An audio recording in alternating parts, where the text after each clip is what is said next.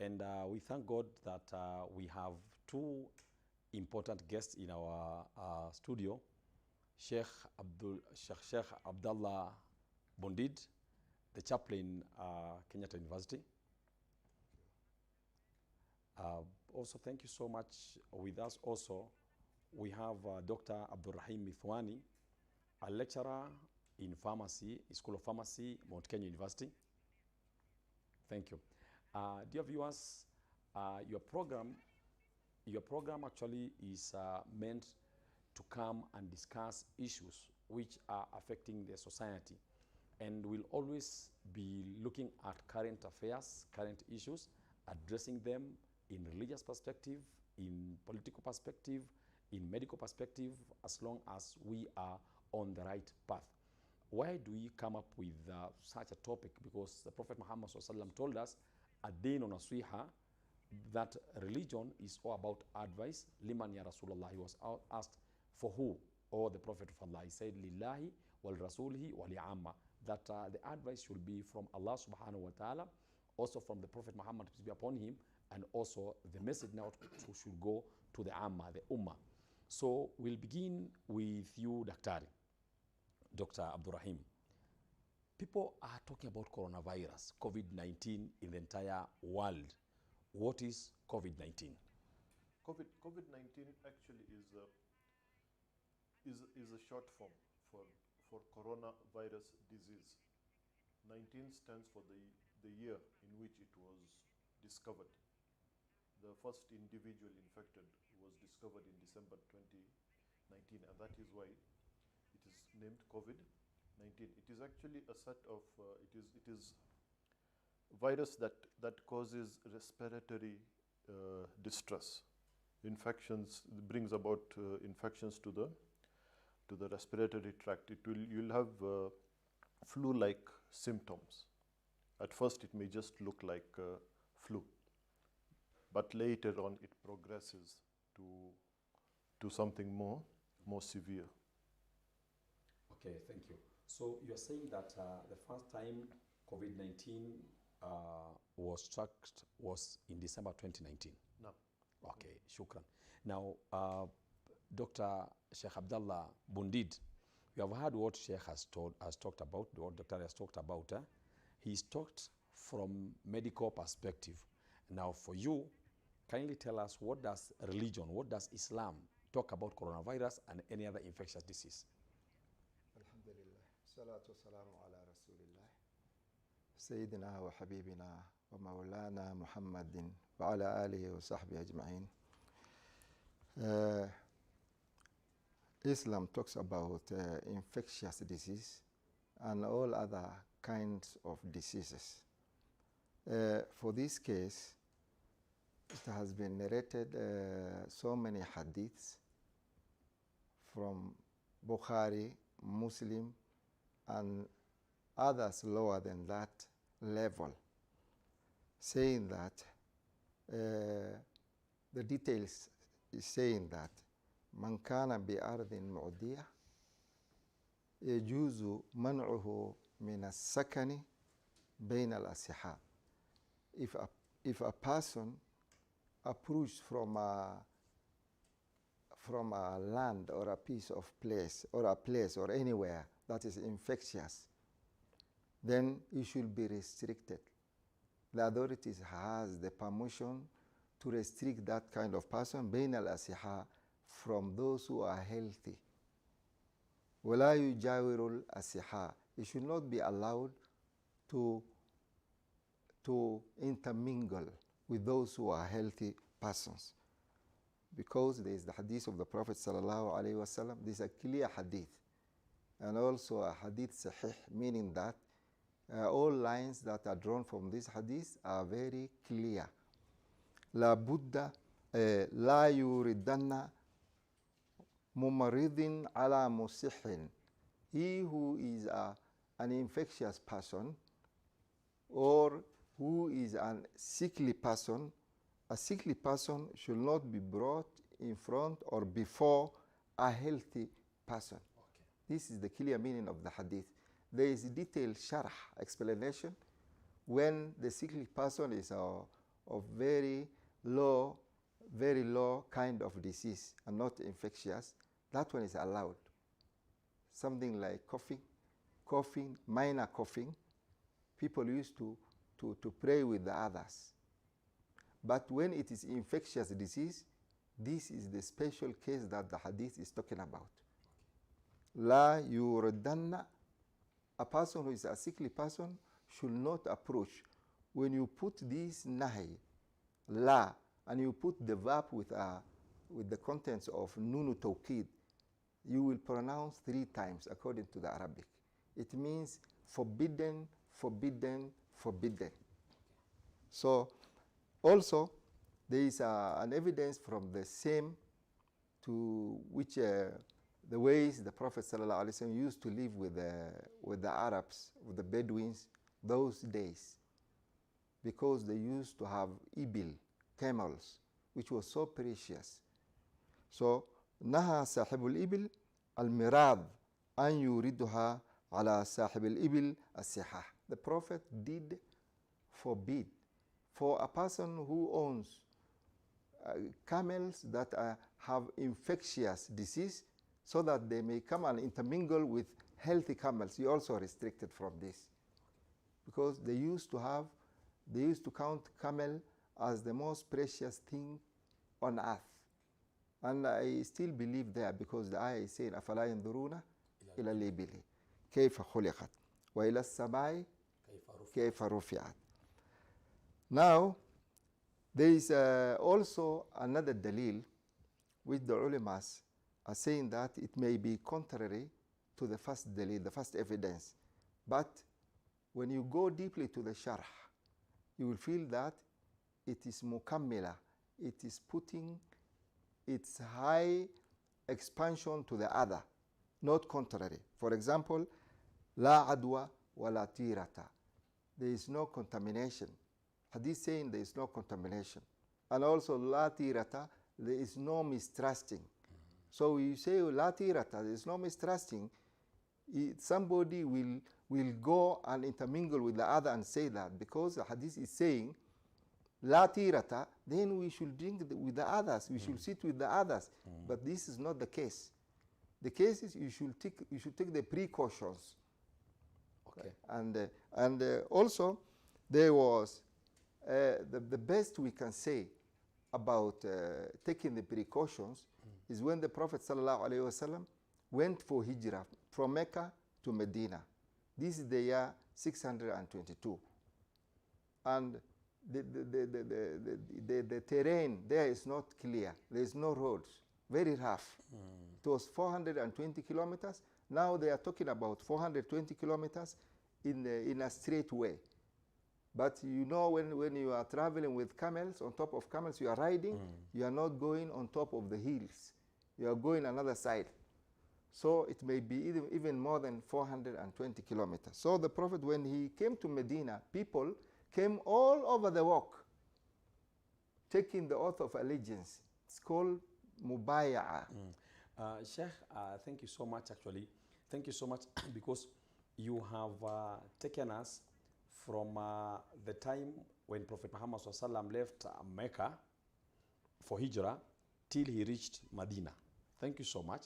Now, I know you want to bring the issue of what happened in Medina, but before we come to that, we'll be very happy if at least 2 of the hadiths which you have recited, you translate them in Swahili. Ninalomaanisha Sheikh, sababu watazamaji wetu wanatupata kila mahali, na napenda kuwakumbusha watazamaji wetu wapendwa, kwa kuwa tuko katika social media zetu zote, tuko katika Facebook, tuko katika all social media. Tafadhali tupate katika social media ambazo unaziona zinatembea chini katika runinga yako.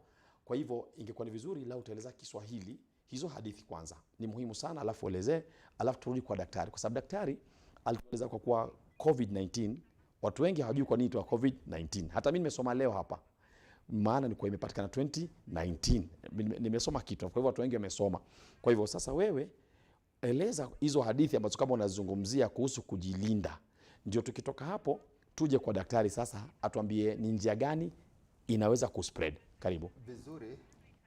Dalili ni nyingi, lakini tutajaribu kufanya mulahasa ili watu wapate. Tumesikia nisba miawia wengi wanafahamu wanaelewa Kiswahili, lugha ya taifa, lakini tutachanganya hapo na pale. Ikiwa tutalete nas text vile ilivyo, yani kulete text kama evidence, nitakana usome vile ilivyo, halafu ufanye translation. Ya kwanza, kuna hadithi inasema la yuridanna, asije akatangamane mtu mumarid, mtu ambaye ana maradhi, juu ya ala musihil, mtu ambaye ako na afya. Kwa hivyo kitu ambacho kwamba unasema na wasia wako mkubwa ni kwa kuwa mtu ambaye kwamba ajua ana dalili za maradhi ama ameambukizwa tayari, unavyoambia watazamaji ni kwa kuwa huyo mtu asije watu ambao kwamba wako sawa. Kwa hivyo ni maana unamaanisha mtu akijihisi kwa kuwa ana dalili pia hafai kuenda hospitali, sababu katikati atakutana na watu wengi. Ni maana apige simu akiwa nyumbani. Tutakuja kwa daktari, we'll come to you doctor, so that you explain the symptoms, but we are not there now. So tupatie hadithi ya pili. Tukitoka kwenye hadithi ya pili tutakuja kwako daktari, how does it spread when we finish with the doctor? Kuna hadithi nyingine ambaye inatia nguvu, hiyo ya kwanza, ingawaji kuna watu wanafahamu vibaya, yani ile translation ama sharh ya hadithi. Hadithi yenyewe inasema la adwa wala tirata, hakuna kuambukizana, wala tirata, hakuna kuto radhiana ama kuto trust. So tira imetoka kilima tira, kwamba zamani Waarabu walikuwa mushrikina. Kwa hivyo mambo yao ambayo inatendeka walikuwa wanafasiri, wanafanya tawil juu ya tira, vile ndege inaruka. So wakati Islamu ilikuja sasa, iliona hiyo maneno ya ushirikina haingiani na imani ya Mwenyezi Mungu. Kwa hivyo Mtume sallallahu alaihi wasallam akasema la adu, hakuna kuambukizana, wala tirata, hakuna kujipatia shari katika moyo, kuhisi kwamba ni shari. Jambo lolote ikitokea unawekea juu ya Mwenyezi Mungu. Katika Qurani kuna qalu ta'irukum ma'akum. Alafu namalizia kabla kwenda katika hiyo hadithi nyingine. I believe what you are trying to tell the listeners is that anyone who knows that they are infected, then they should not attempt in any way to infect others. That's clear. Yani kwa kuwa mtu akishajua ameambukizwa, hafai kwa namna yote kujaribu kuambukiza mtu mwingine, ni makosa. Na hata kwa serikali ni makosa kuambukiza mtu. Nafikiri hivyo ndio umemaanisha. Na la pili, masala ya twirata, nafikiri umemaanisha ile mambo ya myth. Unajua watu wengi wanapopatwa ni maradhi fulani, badala ya kwenda hospitali wanasema bwana nimehusudiwa, bwana nimerogwa. Hiyo ndio shida ambayo inapata watu wengi. Kwa hivyo unamaanisha mtu kwanza akijisikia ni mgonjwa kwanza ende hospitali, na kama yuenda kama ni mbali aeleze daktari mapema, anaja na hali yangu ni hii, ama amlete daktari nyumbani, waje nyumbani akiwa na washawaambia tayari. La pili, mtu akipatikana saa hizi mtu aseme naumwa ni hasad jamani zungueni, la, mtu azunguliwe na hivyo apate kutumia dawa, yapatikane mawili. Si ndivyo unamaanisha? Tunaweza na kwa hadithi ya tatu. Alafu kuna hii ya kumaliza ambaye ya riwaya annahu lamma qadima rajulun, mtume alipotoka Meka kaelekea Madina, kuwasili tu Madina, watu walijitokeza kwa all walks.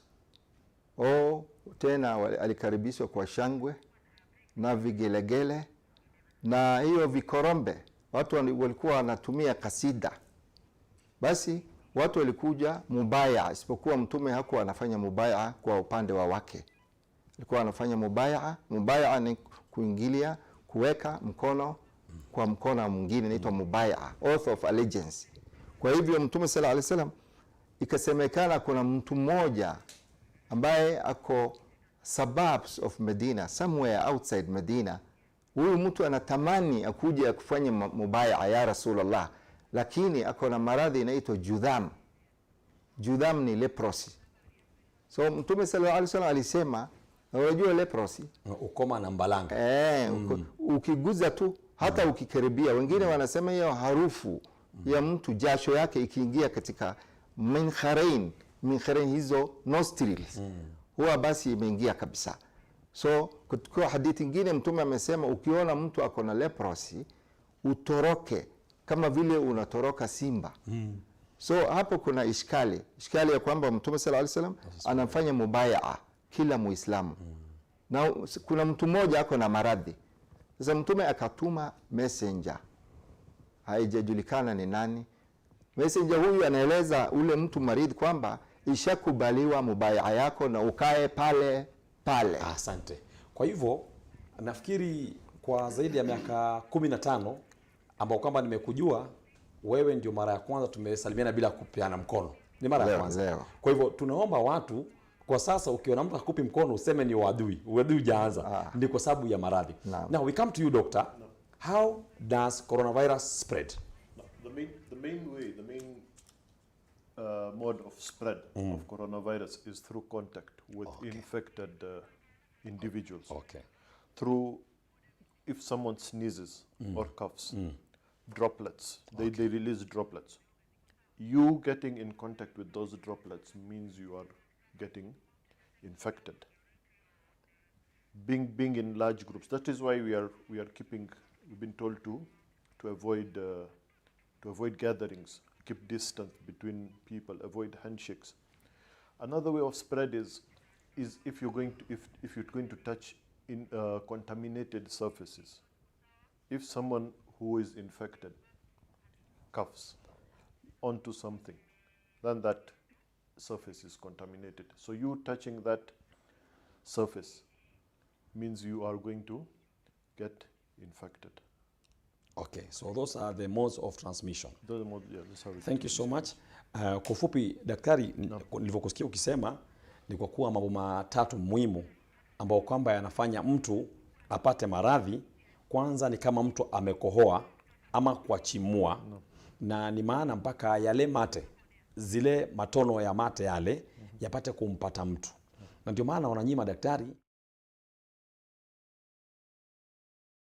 unapotizama na watu mbalimbali, twapendana sana, watu wakaa pamoja, lakini kwa leo nikizunga nikiwa hapa mate yangu hawezi fika hapo na wewe yako hawezi fika hapa hata nikiachimua. Kwa hivyo nafikiri ndio maana tunaambiwa tukae at least 1 meter far from the other. Si ndio? Kwa hivyo tumemsikia daktari alivyosema Sheikh, na tumemsikia alivyozungumza kuhusu ule mtu alikuja Madina, Mtume Muhammad sallallahu alaihi wasallam akamkubalia bai'a yake kwa mkono tu kwa mbali, kama vile alikuwa anafanya bai'a ya wanawake. Bai'a ya wanawake Mtume Muhammad sallallahu alaihi wasallam alikuwa anasema inni la usafihu nisa, apatii wanawake ambao kwamba si maharimu wake mkono. Kwa hivyo kama hivyo alivyofanya, alimfanyia yule mwanamume pia na akamuomba radhi kwa sababu kuishi. Kwa hivyo tumesikia namna inavyopata infection. Amezungumza, you have talked from how it spreads in medical perspective. Now, what does Islam teach about infectious diseases? Amezungumza masala ya mambo ya inavyoambukiza shekhe, na umemsikia zaidi. Sasa mimi narudi kwake kwanza, alafu tarudi kwako. How can we protect ourselves in a medical perspective? To protect ourselves, one, we need to avoid social gatherings. To try and keep away from infected individuals. Try and, as much as possible, do not go out, because one thing about this virus is you can be infected, but you will not be showing signs right now. Symptoms. Yeah, signs and symptoms will not be there. They will come maybe after 5 days. Is that what you call incubation period? Okay. On average, about 5 days, but it can go up to 14 days. Okay. So we are being advised, it's advisable not to attend, not to be in social gatherings, not to be in large groups. 2, if you have flu-like symptoms, go get medical treatment. Okay. Important. Even if, because you do not know, it may be flu, but it may be progressing to, it may be corona that is starting with flu-like symptoms and progressing to the real disease. So we need to get treatment as soon as possible. And if you're going to see someone, visit someone who you think may be infected, please wear gloves, wear face masks, and always keep washing your hands. You need to keep washing. You do not know which surface. We mentioned one of the modes of spreading is touching contaminated surfaces. We do not know which surfaces are contaminated. So regular washing of hands, if possible, use of hand sanitizers to help kill the virus before it gets into your body. It gets into your body through mucous membranes, through the eyes, through the nose, through the mouth. If it is on the hand, you can kill it. So we can kill it by washing and by sanitizing. Thank you. Thank you so much, Dr. Abdurrahim. May Allah protect you and protect all of us. And also, when we come back, dear viewers, we'll take a short break. When we come back from break, we'll be talking of how does religion teach about protection, and then we'll continue with other things. Stay tuned to Al Huda TV. Thank you so much.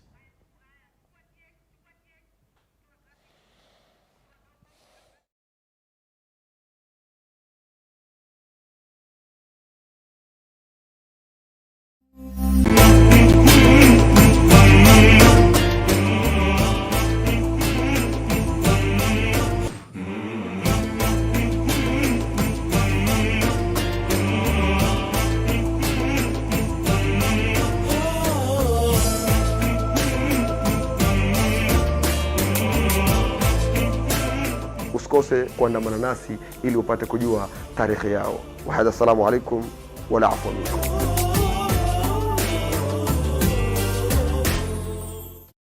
Coronavirus COVID-19 is a respiratory virus spreading across the world. The infection is spread from droplets of coughing and sneezing of an infected person, touching or shaking hands, or being in contact with contaminated surfaces or objects with the virus. The signs and symptoms are fever, coughing, headache, body ache, difficulty in breathing. The disease can be prevented by regularly washing hands with soap and running water. Avoid close contact with people who have flu-like symptoms. Avoid handshake, hugs, and kissing. Also, protect yourself by covering your mouth or nose using a disposable tissue while coughing or sneezing. If you experience these symptoms and you had traveled or been in contact with a person from a country reporting COVID-19, you should isolate yourself for 14 days and seek immediate medical attention or report to the nearest health center. This message has been brought to you by the government of Kenya and its partners. For accurate information on COVID-19, dial *719# or call 719. Follow us on Twitter at MOH_Kenya, at spokesperson GOK, at WHO.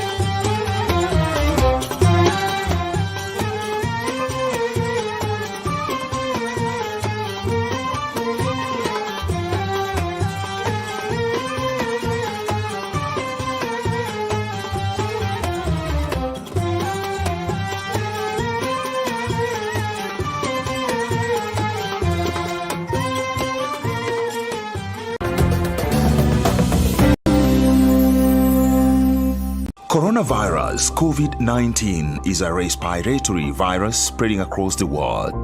The infection is spread from droplets of coughing and sneezing of an infected person, touching or shaking hands, or being in contact with contaminated surfaces or objects with the virus. The signs and symptoms are fever, coughing, headache, body ache, difficulty in breathing. The disease can be prevented by regularly washing hands with soap and running water. Avoid close contact with people who have flu-like symptoms. Avoid handshake, hugs, and kissing. Also, protect yourself by covering your mouth or nose using a disposable tissue while coughing or sneezing. If you experience these symptoms and you had traveled or been in contact with a person from a country reporting COVID-19, you should isolate yourself for 14 days and seek immediate medical attention or report to the nearest health center. This message has been brought to you by the Government of Kenya and its partners. For accurate information on COVID-19, dial *719# or call 719. Follow us on Twitter at MOH_Kenya, at spokesperson GOK, at WHO.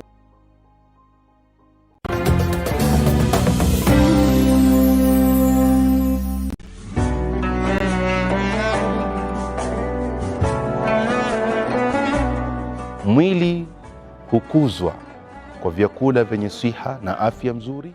Akili hunolewa na ikakuzwa kwa usomaji na upekuzi, na pia mujalasatul akhyar ni kipindi ambacho kitashughulika na mada yetu ya tatu ambao ni ruhu.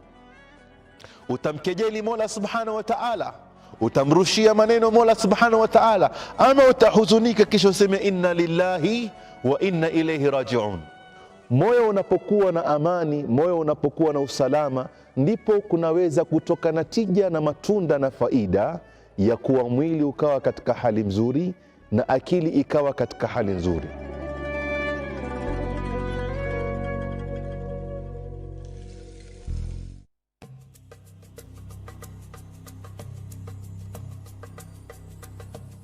Silsila ya nyota za uongofu, na kuna haja umma kuelezwa mabingwa walomnusuru bwana mtume Muhammad sallallahu alayhi wa ala alihi wa sahbihi wasallam, si kwa sababu ya kutoa visa, la, ni kwa sababu ya ibra na idha, kwa sababu ya mazingatio.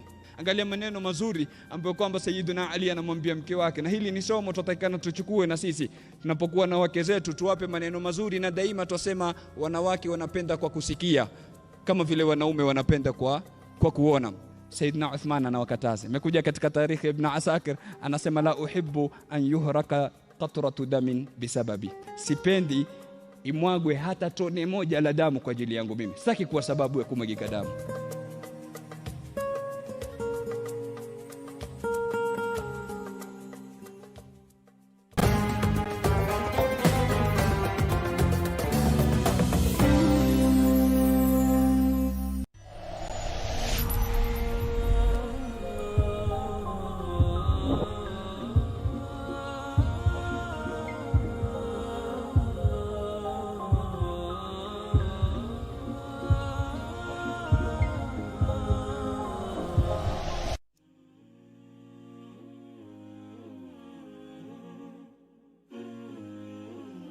And one of the things about the ulama, they say that love, the mahabba for most human beings arises out of three things.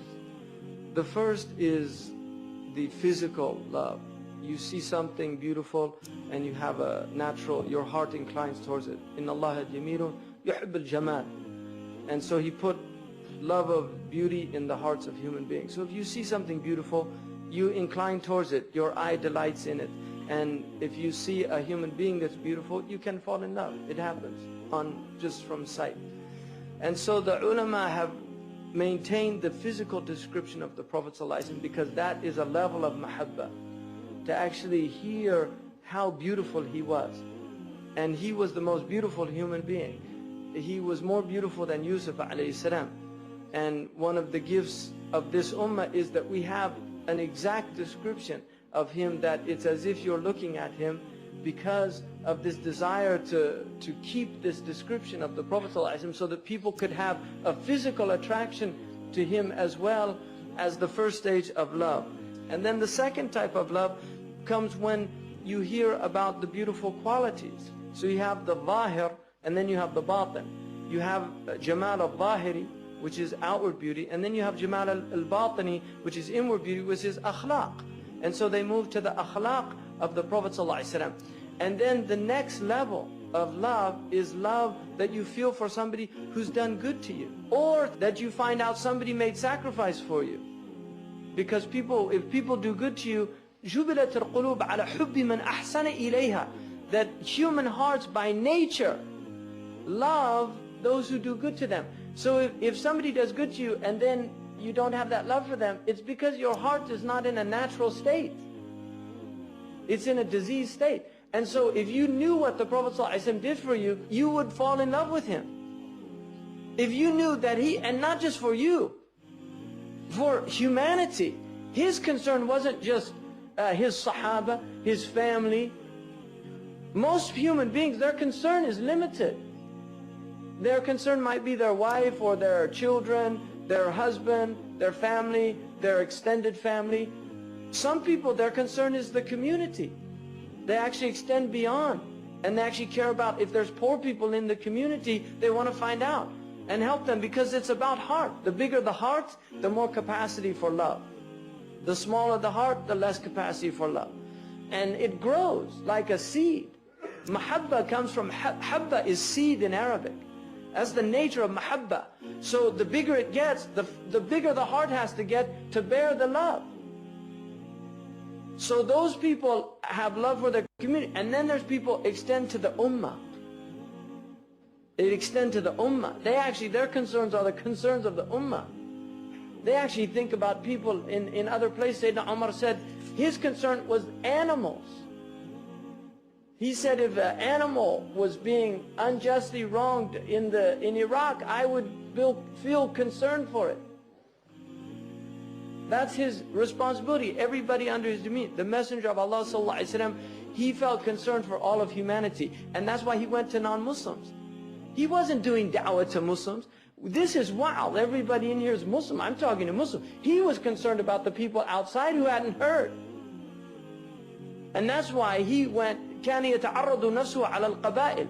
He used to go and literally, in what most people would consider humiliation. He was a sharif. He was a sharif in his qawm before Islam. He was a sharif al-nasab. He was from the aristocratic clan of Quraysh. He was going to the Ghifaris, to the lowest tribes on the peninsula, and talking to them about Islam, humbling himself before them, bearing patiently. Once you realize he did that for human beings. I mean, this is why he did it, for humanity. And then you begin to feel love. And the more you know that he did for you, the more you should be feeling this love for him. Sallallahu Alaihi Wasallam. محمد سيد الكونين والثقلين والفريقين من عرب ومن عجم. محمد سيد الكونين والثقلين والفريقين من عرب ومن.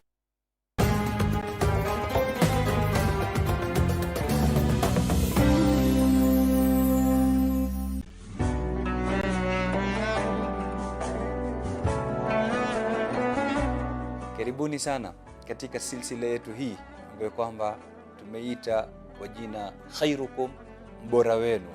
Ni hadithi zipi ambazo kwamba zimezungumzia mbora wenu? Khairukum, khairun nasi, fa'uhum linnas.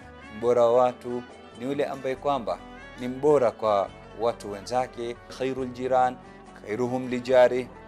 Jirani aliyekuwa mbora ni yule ambaye kwamba ni mbora kwa jirani zake. Mtu anakuambia bana, rijalu qawwamuna ala nisa, lazima bana ile sifa ya kiwama kwa rijali ni qawwamuna uidhihirishe. Ukifika nyumbani uwe sura ya kazi, lugha yako iwe ni kalikali. Nani amekwambia? Khairukum man ta'allama alqur'ana wa 'allamahu. Mbora wenu ni yule ambaye kwamba atajifunza Qur'ani, atajifundisha Qur'ani, kisha akawafundisha na wengine. Alikuwa ni karimu Mtume sallallahu alaihi wasallam. Leo sisi tuko radhi tutoe nje, lakini majumbani kwetu hatutoi. Mtu atapea, pengine atawapa wanawake wa haramu huko nje vimada, lakini anapokuja kwa mke wake wa halali hajui kuona shilingi yake kabisa.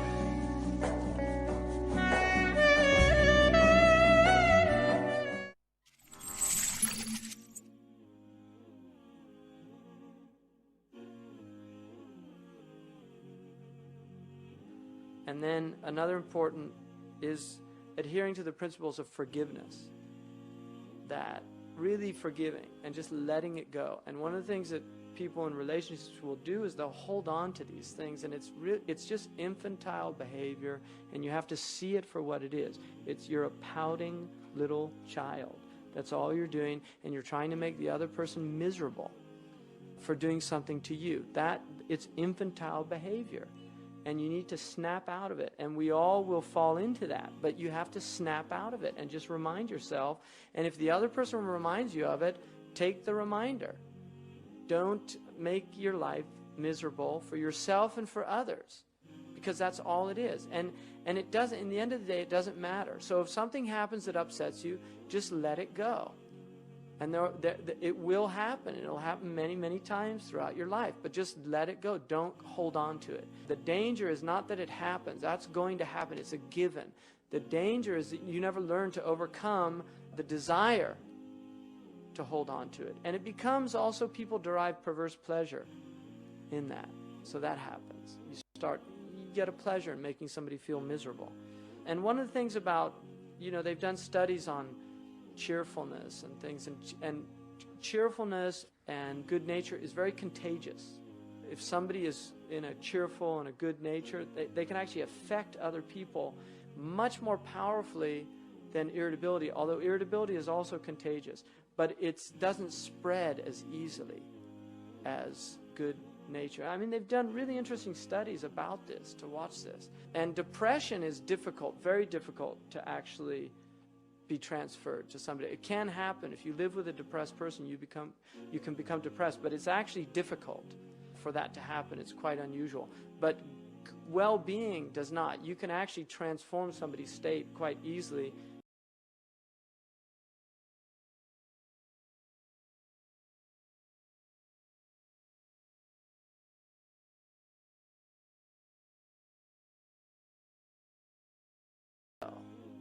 They can't hold on to it. So it's interesting just breaking that infantile desire.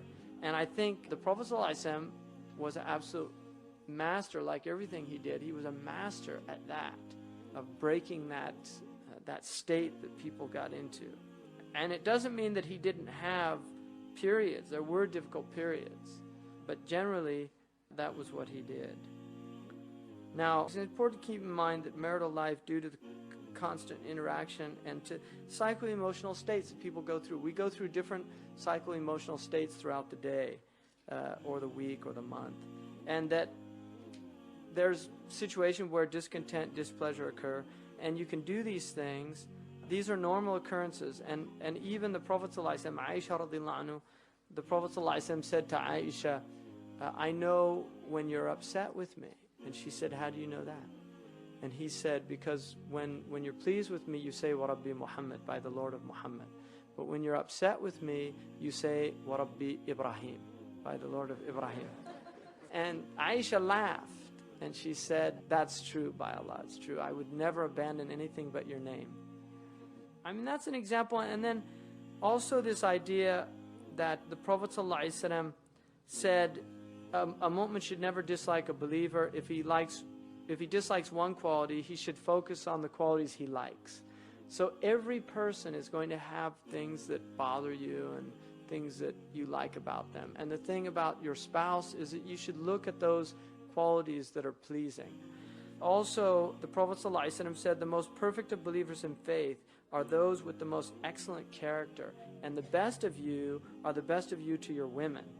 And there's a beautiful poem by Jalaluddin al-Rumi, where he said, the Prophet ﷺ said that women totally dominate men of intellect and possessors of hearts. But ignorant men dominate women, for they are shackled by an animal ferocity. They have no kindness, gentleness, or love, since animality dominates their nature. Love and kindness are human attributes.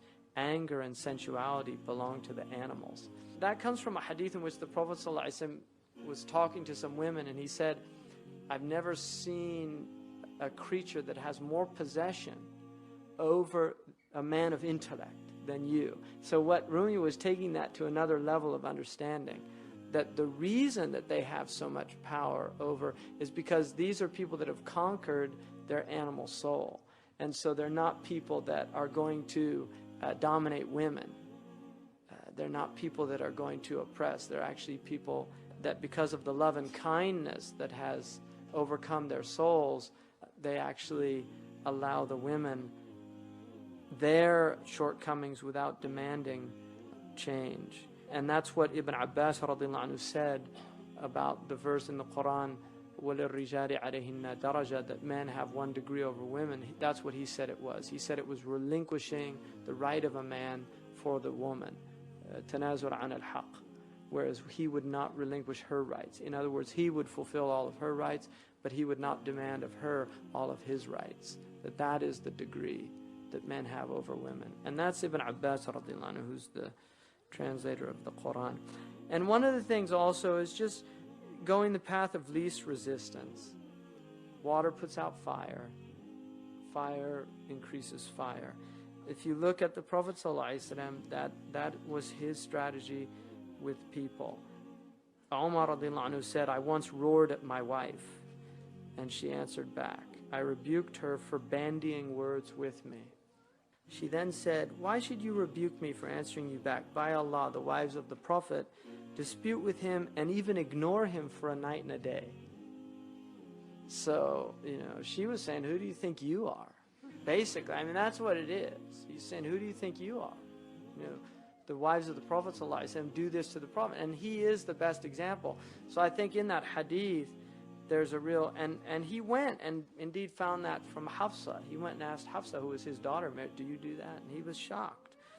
But it changed his attitude, and we have when he was Khalifa, the man who came to his house, knocked on the door, and then he heard Omar's wife yelling at him, and he left. And Omar came out and said to him, what happened? He said, nothing. He said, no, you came, knocked on my door, what'd you want? He said, I didn't want anything. And he said, by Allah, tell me what you want. He said, well, I was going to come complain about my wife. but when I heard your wife, I said there was no point in complaining to you. And Umar radiallahu anhu, he said, this is my wife, the mother of my children. She maintains my house, cooks my food. Shouldn't I have patience with her if she gets upset with me? So there's the man who, roared. That's the change that occurred in him. And that's the point. People can change. Coronavirus COVID-19 is a respiratory virus spreading across the world. The infection is spread from droplets of coughing and sneezing of an infected person, touching or shaking hands, or being in contact with contaminated surfaces or objects with the virus. The signs and symptoms are fever, coughing, headache, body ache, difficulty in breathing. The disease can be prevented by regularly washing hands with soap and running water. Avoid close contact with people who have flu-like symptoms. Avoid handshake, hugs, and kissing. Also, protect yourself by covering your mouth or nose using a disposable tissue while coughing or sneezing. If you experience these symptoms and you had traveled or been in contact with a person from a country reporting COVID-19, you should isolate yourself for 14 days and seek immediate medical attention or report to the nearest health center. This message has been brought to you by the government of Kenya and its partners. For accurate information on COVID-19, dial *719# or call 719. Follow us on Twitter at @MOH_Kenya, at spokesperson GOK, at WHO.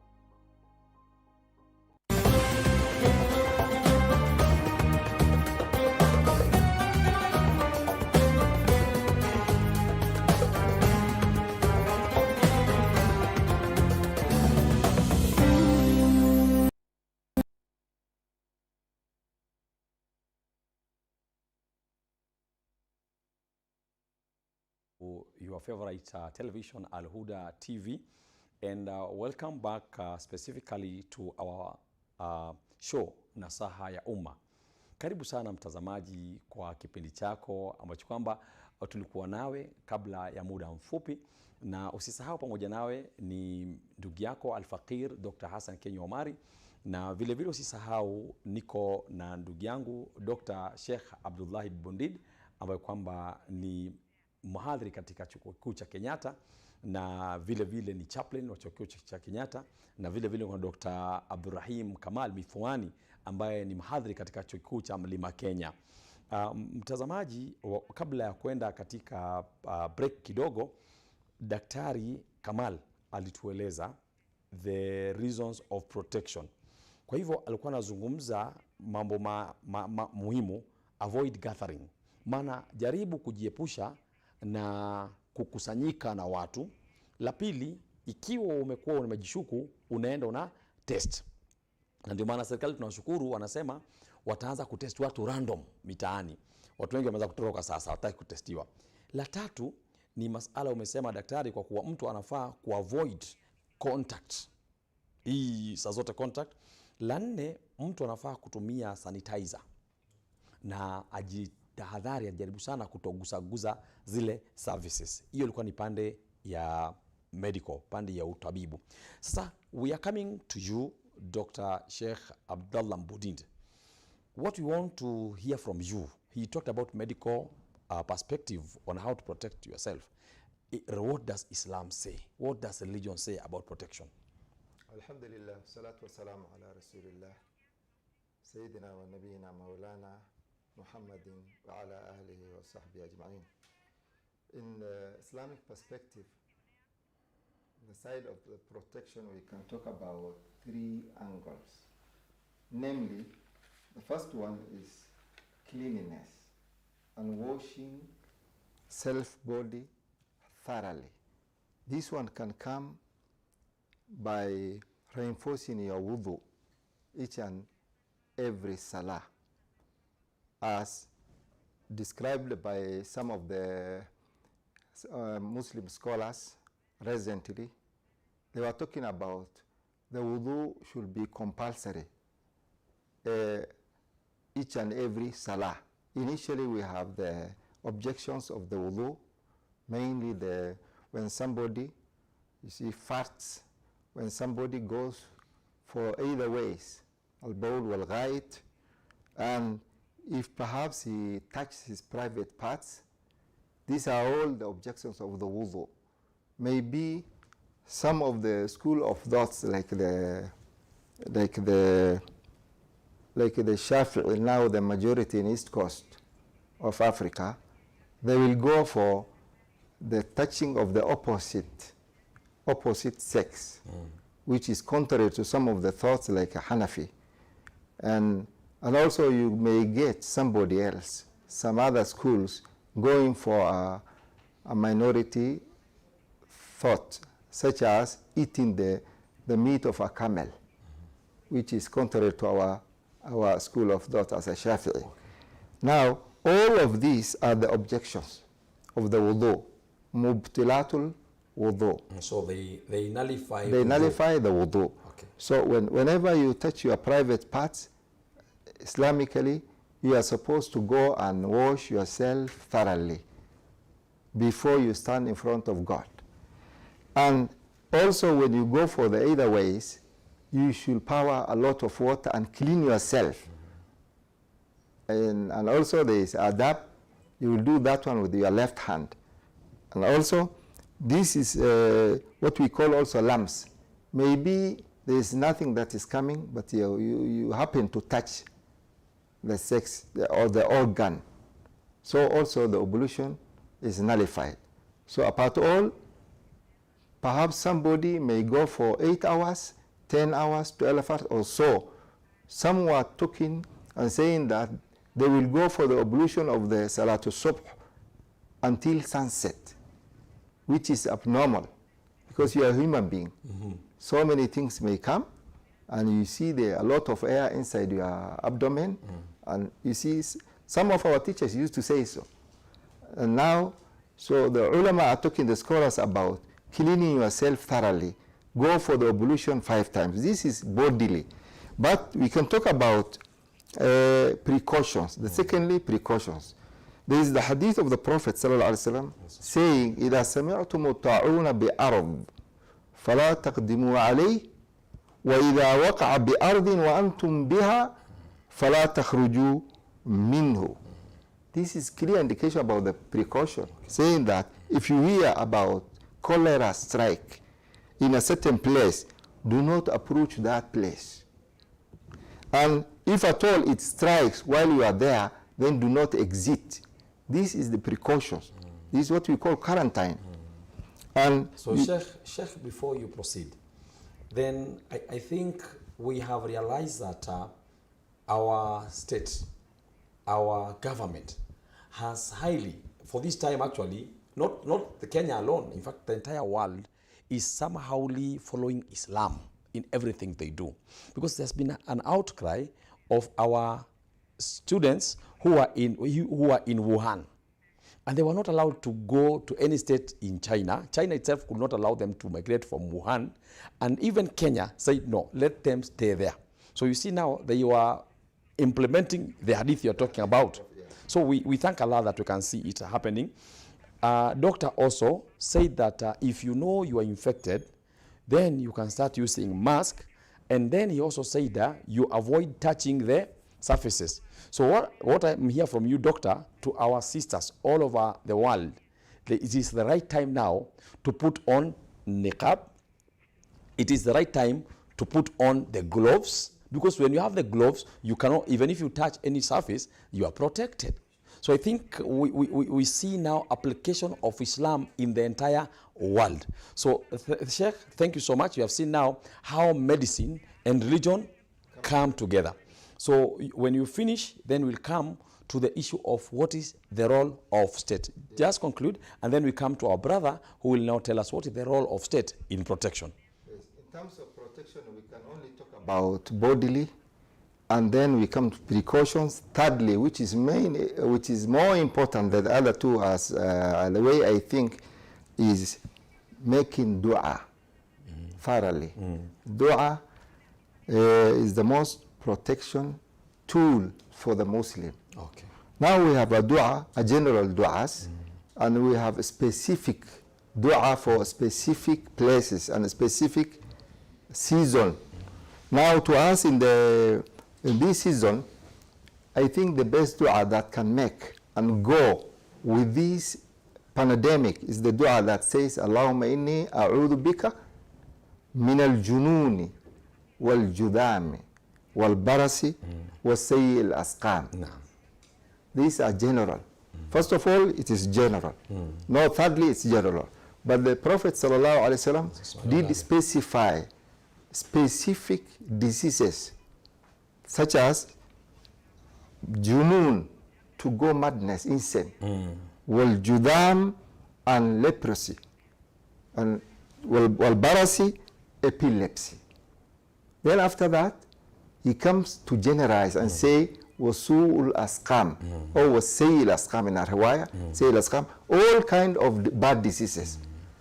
Now, if the disease we are running away or complaining does not come with baras and junun al-judam, definitely it will go in line with su'ul asqam, which already a Muslim should go and seek refuge from his Lord. Oh Allah, I seek refuge from thee. Allahumma inni a'udhu bika min al-jununi, from insane. Or insanity. Insanity, madness, craziness, wal-judam, and from leprosy. Judam. And we are going to come, when we are going for details, how we are going to talk about firra min al-judam. And epilepsy. And all kind of bad diseases. Now, corona, everybody will agree with me, it's one of the bad diseases. So, a dua is tawqifi. You see, to go with the dua, the way it is pronounced is tawqifi. Yes, when you are talking to Allah, when you are devoting, Allah will see inside your heart. He doesn't look at the shape. He just sees what is inside your heart. He knows your needs, ihtiyajatuk. But the best thing is to call him according to what we got from the Prophet sallallahu alaihi wasallam. The way he pronounced, this is tawqifi. we are going to come to a group of people who were invaded by lions during the Tabi'in. Then, fortunately, the most devoted sheikh, or that person called Ibrahim Adham, was beside them. He was just sleeping. Then they were shivering, a lion, a lion, a lion. Then he came up, he woke up, he said, just say the way I'm going to say and pronounce. Then he pronounced the dua. The lion went away. You see, the dua is tawqifi, the way you get. We are going to talk, when you pronounce that you are a sickly person, you should put your hand at the site where the disease exists. Then you should say, Allahumma rabban nas adhib al-bas washfi anta shaf la shifa illa shifauka shifaan la yuqadiru suqman. You cannot translate this one in English or any other vernacular language when you are doing the dua. Because this is tawqifi. We are told to do so by the Prophet sallallahu alaihi wasallam. So thank you so much, Sheikh. You have talked about this hadith, and in fact what you are trying to say, the issue of tawqifi, it is just the issue of terminologies. Doctor, you understand that as we are speaking now, COVID-19 is a medical terminology. Now, when people start off talking coronavirus, now you are trying to make it easy for people to understand. It is just like in law, where they use Latin words sometimes, the issue of bona fide, the issue of pro bono, those are terminologies in law. And that's why Sheikh is saying now, if you want to make this dua, it is good if you do the dua in Arabic language, it's good. But if you don't get it in Arabic, then use your own language. But we'll come to that later, Sheikh. Now, he talked about the role of state, religion in protection. Now, we want you to explain to us, what is the role of state? What should a state do when such a thing happens? Well, for the state, the state is supposed to, one, enlighten the public. Okay. Let people know what is happening. Give them advice on prevention, on protection.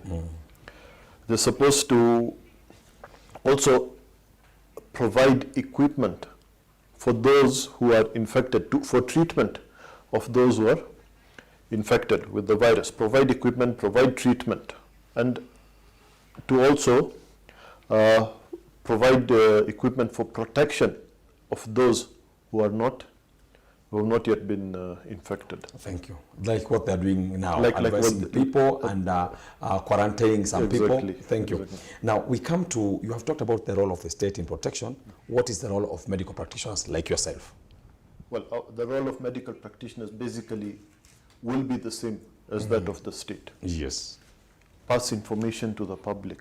Let people know the current status. Let them know any progresses that have been made in regard to finding treatments for this disease, and similarly providing services, equipments, and at reasonable prices. If they are selling, then they should not overcharge for face masks or gloves or sanitizers, this kind of things.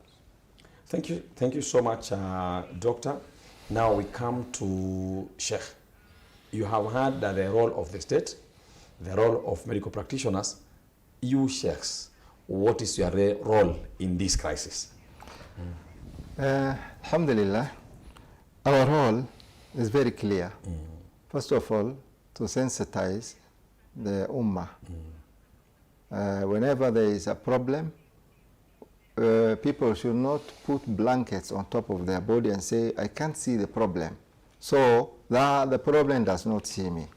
It can't go that way. Okay. First of all, you accept corona everywhere. Then you say, corona is here with us. You accept. Secondly, you go for the precautions. And our role is to sensitize and also to encourage the people, return to their Lord. Be closer to the Lord all the time. We know that لن يصيبنا إلا ma kataballahu lana.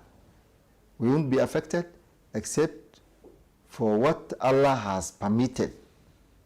So with that trust and with that belief, so we put that hope to every person. قُلْ لَنْ يُصِيبُنَا إِلَّا مَا كَتَبَ اللَّهُ لَنَا. We were talking about going through the patients and, you see, giving them hope when this infectious disease is striking. Yes, I was hearing the other day a prominent person saying that we shouldn't turn away from the infectious people. We should go into the hospitals while we can see the infectious disease is striking. Our role as religious leaders, first of all, to sensitize, then to put our trust to the Lord. Then we teach the people all these kinds of disease are from with the permission of the Lord. It is only Him who can turn away. This is the only window that is remaining for us.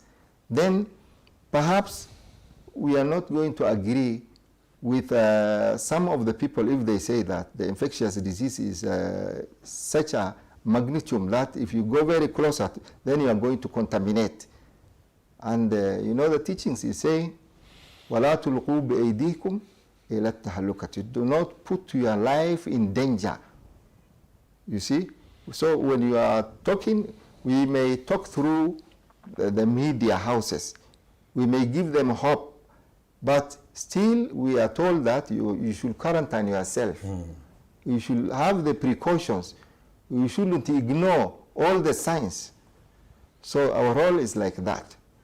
Perhaps some of the Muslim teachers, those who do not have the backings of the academic studies, may say that, oh, okay, I will go and put my hand to the person where the sight, he feels that he needs the spiritual cure, and then I'm going to read some Quran. Yes, you may read some Quran, but you are putting yourself into danger. So our role is about two ways. We should inform the people, we should sensitize, and also we should make them feel that it is only the Lord that can remove all these problems. This is our role. At the same time, we should take the precautions. It doesn't mean we cause the thing and then we put ourselves into danger. I was hearing about a doctor in China who first discovered the virus, and when he alarmed, then the authorities somewhere, they say you're alarmist, and then they put him under arrest. And after a while, you see, COVID was everywhere, and the man now died. Now they are celebrating. They say, oh, the man who died he gave us the warning. He was academician like that. Already he has died. Okay. So this is our role, but we can say 90% our role is very risky. Okay, because we have also seen some of religious leaders saying, don't fear Corona. Fear the one who created Corona. They are saying, some sheikhs. In fact, even as we speak now, there are some sheikhs which are saying, we must shake hands because it is sunnah. We must go to mosque, it is okay. So I think religious leaders currently should be the best role models to assist people in fighting and also protecting themselves. Now, we come to both of you now. What is the role of everyone? We have talked about the issue of the state. We have talked about the role of the medical practitioners. We have talked about the role of the religion. What is the role of the individuals themselves? What is the individual of everyone? We begin with you, doctor. Now, every individual has to be aware, has to make sure that he or she is up to date with what is happening in the state, with the progress we've mentioned. It is the government's duty to enlighten the public, but the public has a responsibility of making sure they get that information. So they need to gain knowledge about this virus, how and its effects. Two, they all have to take precaution in terms of disinfecting. cleanliness. If you see people with these signs, symptoms, we say this fever, shortness of breath, coughing, these things have been mentioned so many times. You see people with these signs, please keep away. Okay. They will not feel bad. It is your duty to avoid spreading the infection. Even if it's your father or mother or your daughter. Even if it is. Keep away. Make sure they get medical treatment as soon as possible. Okay, thank you so much, Doctor. You have heard what Dr. has said. You know, he's telling us that even if it's your father, you have to keep off. Your mother, you keep off your own child. Does it mean that we are near the end, Qiyamah, where Quran tells us, يَوْمَ يَفِرُّ الْمَرْءُ مِنْ أَخِيهِ وَأُمِّهِ وَأَبِيهِ, to the end? Does it mean we are near the end of Qiyamah, where we should be running from people? Or what should we do in religion? As individual people, what should they do now in religious perspective? Thank you. According to Islamic teachings, there are so many signs before the Qiyamah. Before the Qiyamah approach, there are so many signs. Some are named as juniors, and some are senior signs. So among those senior signs, I think we have not reached that place. Okay. So what you're saying is that we have just seen minor signs of Qiyamah. We have not seen the major signs. Yes. But many things are happening in the world. I can understand, but you see, every day you can see a new sign. Okay. And you say that these are not what we are used to be in our lives. Now, when you are told to quarantine yourself, there's also an excuse from religious perspective. It was in the year 640 AD. That is equivalent to the 18th year of the Hijrah. This is the reign of Omar ibn al-Khattab, the second Caliphate. He was in a battle with some people somewhere in Sham. When we say in Sham, the minimal place we can start is Jordan. So perhaps it was after Jordan. Then the commander was called Abu Ubaidah. When he saw Omar approaching, and he is the Khalifa, he was so afraid. And he could be seen giving advice that, Omar, you shouldn't come here. Cholera has struck. Then Omar called upon all the muhajirs so that they may give him his views. When he had, because they were divided, they say, you can go away. Then he called all the Ansars. Say, please, can you say something about this? May we go ahead or will we stand? Then they were divisive also. Then he went and called for a Congress people. We call Congress because they were older men from all the directions, from the Muhajirin, Ansars, like that. He was asking for a bold, advices. Now, Omar took that one, and then he went away without the battle because so many people were dying. It has been said 25,000 Muslims did perish during that year. Okay. In this circumstance. Now, there is other hadith. If you talk about this hadith, people may be surprised. This hadith goes in line with what we are experiencing today. If the restrictions are there in the mosques, and you see the places where we can worship Allah, we can do also that one in our houses, in our homes.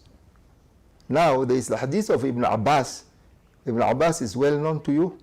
Ibn Abbas is the first cousin of the Prophet sallallahu alaihi wasallam. He said, صليت وراء رسول الله صلى الله عليه وسلم الظهر والعصر والمغرب والعشاء 8 و7 بالمدينة من دون خوف ولا مطر قيل ولما قال أراد ألا يحرج أمته. This is a great hadith, sahih. But when you talk about the explanation, people will see it as a strange hadith. Some will even talk about da'if or something like that. This hadith sahih. The hadith is saying, Ibn Abbas, I prayed behind the Prophet sallallahu alaihi wasallam. I prayed Dhuhr, I prayed Asr, I prayed Maghrib, I prayed Isha in forms of 7 and 8. If you say 7, that means Maghrib and Isha put together. If you say 8, it means Dhuhr and Asr put together. That is 8 rak'ahs. Okay. من غير خوف ولا مطر. Without there being signs of raining or without there being any battle. So, you know, when there is raining, there is an excuse. People will pray at their homes and they will put the jama together. Yes. Also, when the people are battling, you see Salatul Khawf, they are being put together. Thank you so much, Sheikh. May God bless you. Doctor, also, may Allah bless you.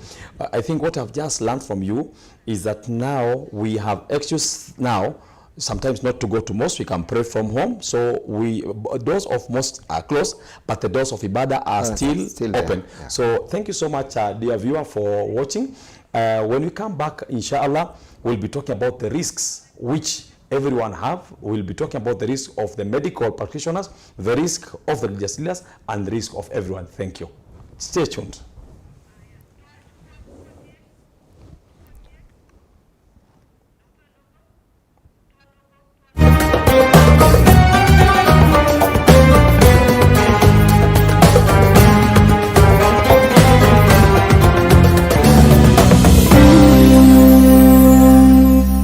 Inna tashabbuha bilkirami falahu, hakika kujifananisha na watu wema kama hawa, wewe utakuwa successful fi dunya wal akhirah.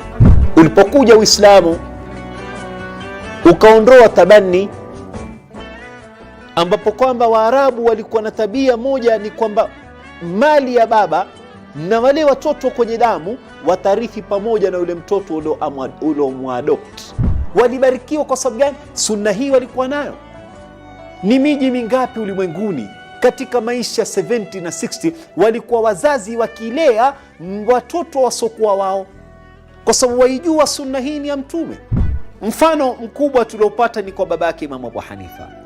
Hebu tuangalie mfano mwingine wa pili ambao kwamba tunatakiwa tuwakopi watu wema kama hawa.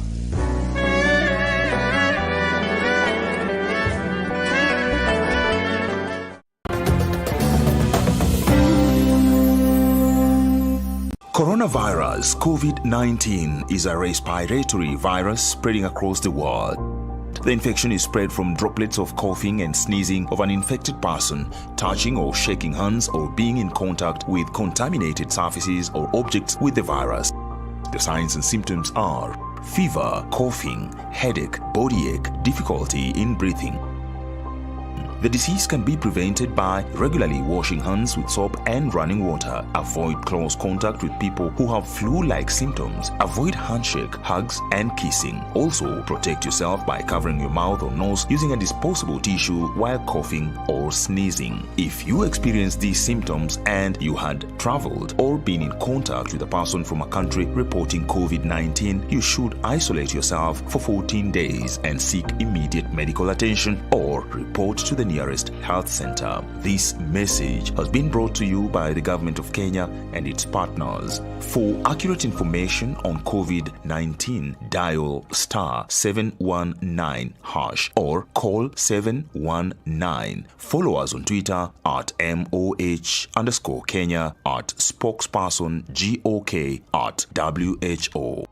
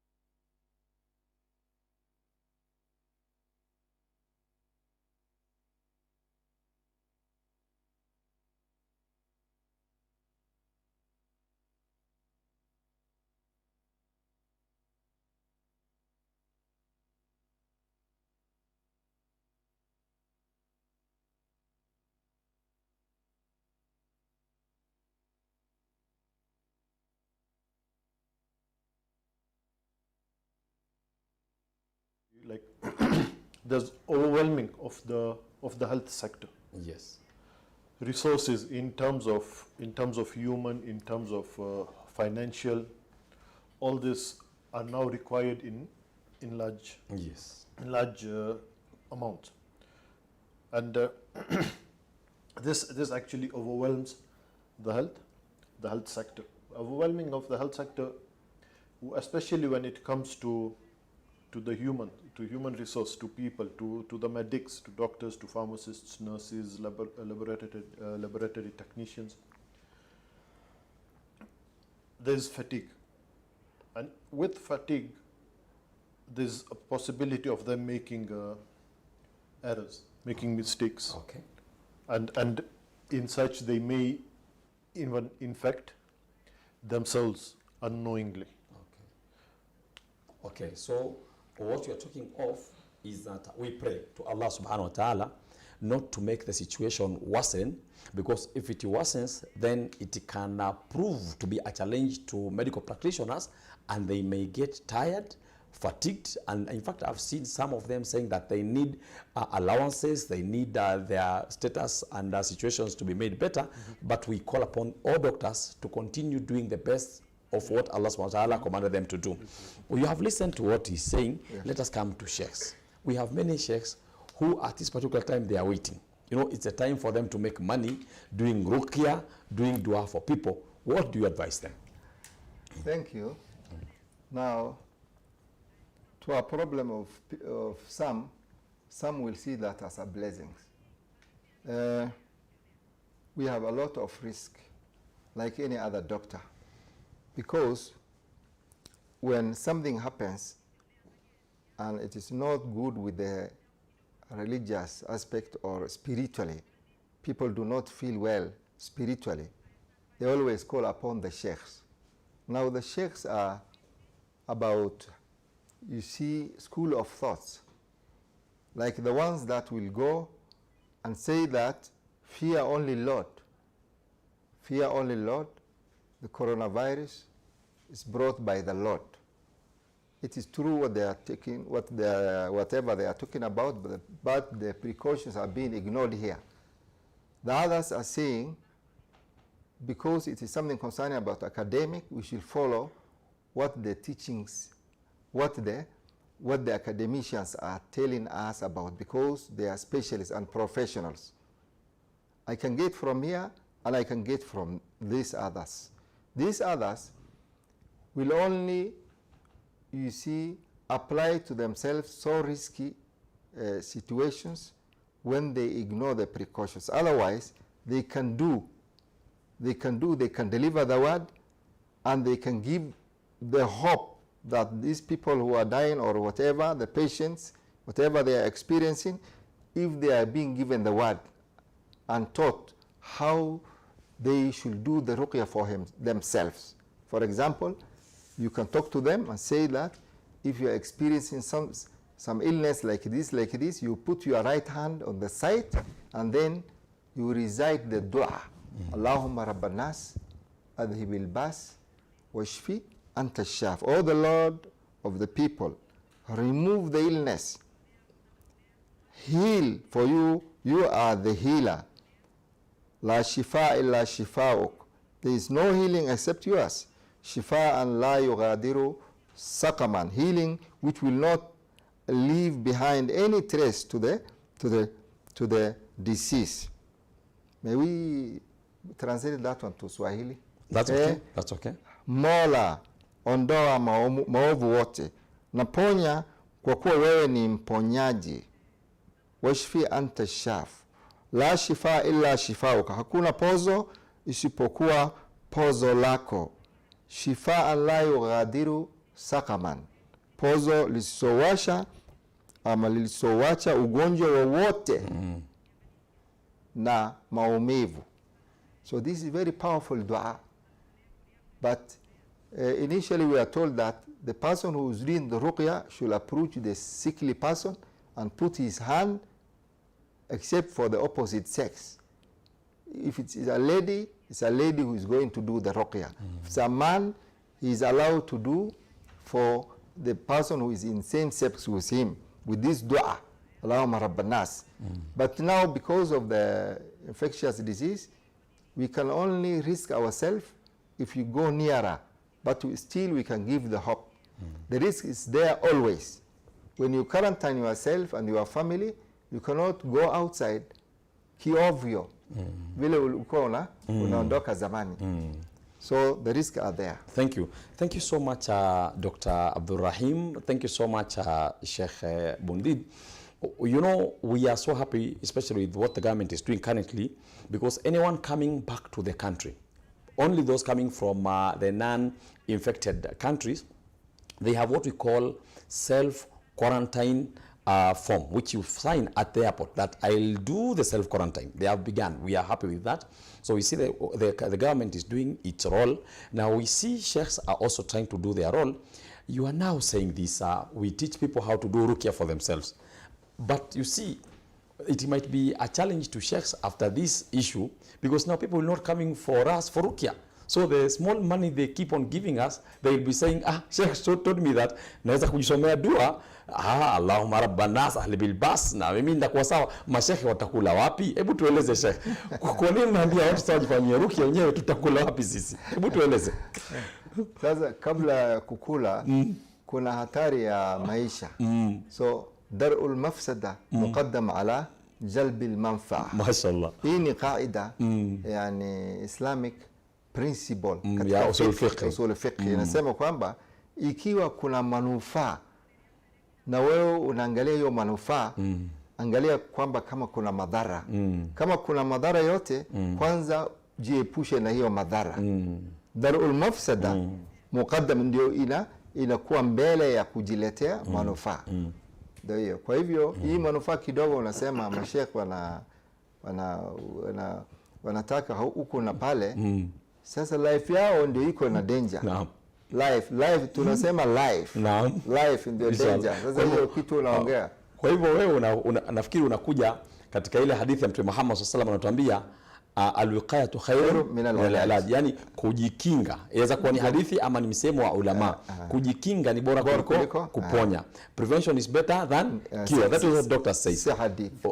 Si hadithi, ni mazungumzo ya baadhi ya watu. Kwa hivyo nafikiri unachomaanisha Sheikh ni maana Sheikh asikilia kupata shilingi 200 ama 500 ama 1000 kuzungua mtu, anafaa angalie maisha yake na maisha ya yule mtu mwingine. Shukran sana Sheikh, na Mungu akubariki. Sasa tumezungumzia zile risks ambazo kama ni za medical practitioners na risks za religious people. What about individuals? Daktari, from your perspective, what is the risks which individuals themselves might be occurring to on this issue on their own medical perspective? Now, risks individuals, like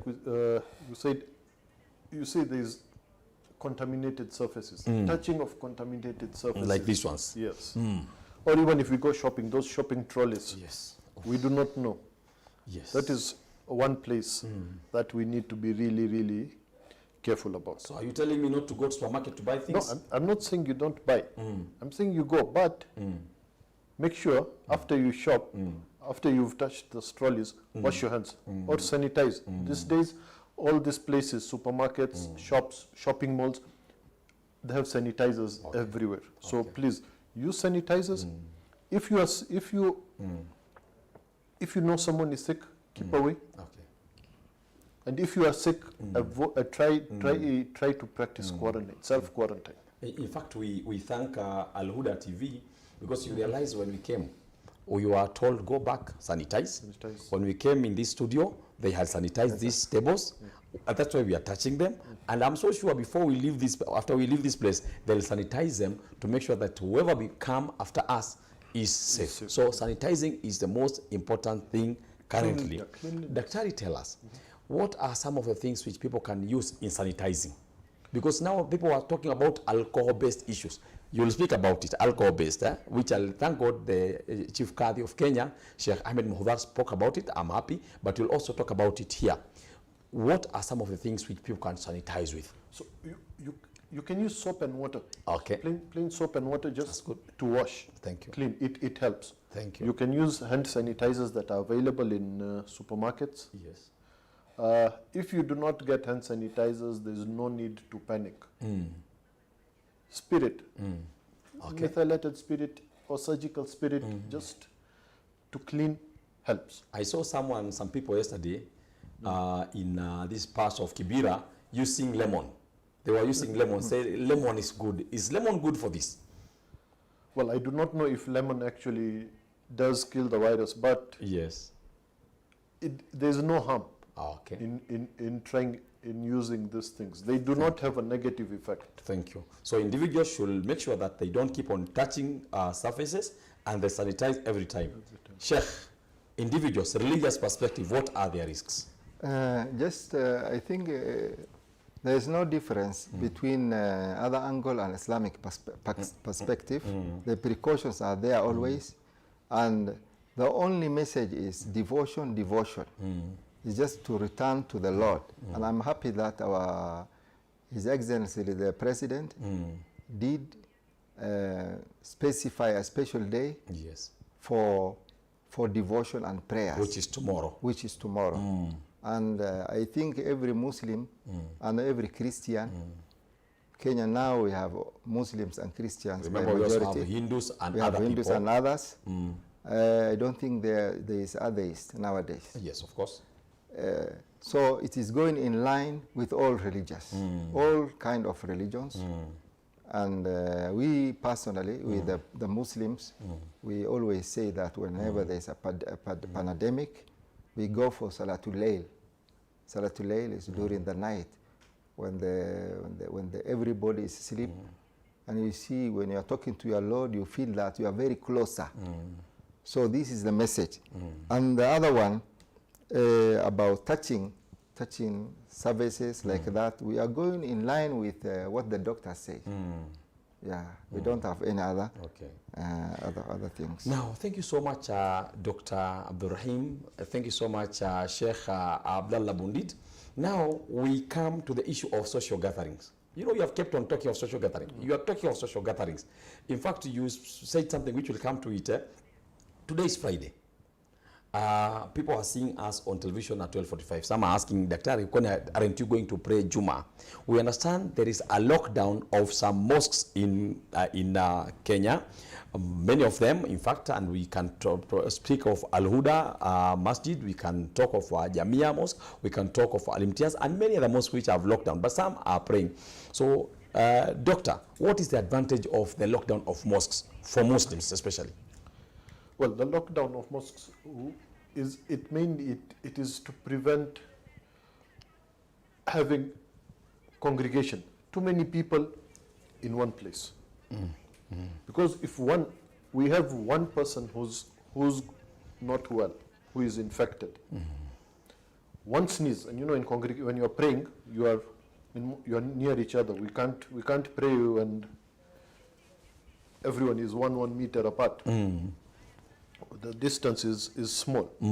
So one infected individual will mean all those around now get infected. So I think this directive to close mosques is helping. Helping prevent the spread of this. Thank you. Thank you so much, Sheikh. You've heard what our brother has said. Now you'll come to talk about the issue of sanitization with alcohol-based. After you finish the alcohol-based, you come to social gatherings. Now. Thank you very much. In this masala, I've heard you talking about the Chief Qadi. Yes. And it is irrelevant for me to talk after the Chief Qadi because he is the highest body in the country. Yes, we thank God. We thank God. Now, because he is my friend, he will allow me even to. I did not heard about what he talked. Yes. But alcohol, using alcohol in oral way for pleasure is the one that is haram. But using in other means, medicine, when you are injecting people, you use that alcohol substance. You see, ulama says it is applicable. And I think before 20 years, there was a big debate in Saudi Arabia between the Mufti, Ibn Baz, and his counterpart, Sheikh Muhammad Saleh Uthaymeen. You see, it was all about perfume that consists of alcohol. Ibn Baz will go for anything that is containing alcohol is haram. You see? And his counterpart, Uthaymeen, who is also a faqih, will say no, if it does not mean for taking consumption, then you can use it for other reasons. And in fact, we see many Shafi ulamas in the world saying that you can use alcohol-based. Many Shafi and Sunni ulama. Now, doctor, in fact, you know, in town, there are people buying alcohol itself to sanitize themselves. Some people. What is this alcohol-based sanitizers? What percentage of alcohol do they have? They have about around 70% alcohol. And alcohol is good it helps kill. In high concentrations, alcohol does kill bacteria, it does kill viruses. We even have oral medications that contain alcohol, syrups that contain alcohol in small concentrations to help fight throat infections. Okay, thank you so much, Sheikh. So, viewers, you have already heard that if you get alcohol-based, you can use it. So I think you have heard about it, so you can use it. You are allowed to use it. Thank you so much, Sheikh, for the entire program and the entire advice you have given us. Thank you so much, Doctor. May Allah bless you. And viewers, switch to us tomorrow. We'll still be here, same time, speaking and continuing with the discussion. May Allah bless you and may Allah bless everyone who is watching. Keep watching Al Huda TV. Thank you. Shukran.